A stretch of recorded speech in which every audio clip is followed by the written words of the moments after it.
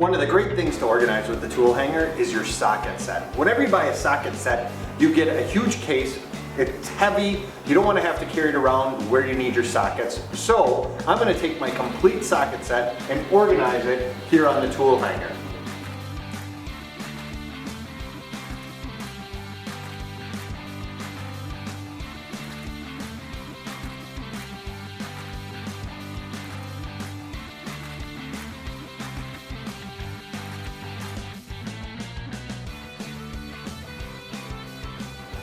And there, all my sockets are completely organized with the tool hanger.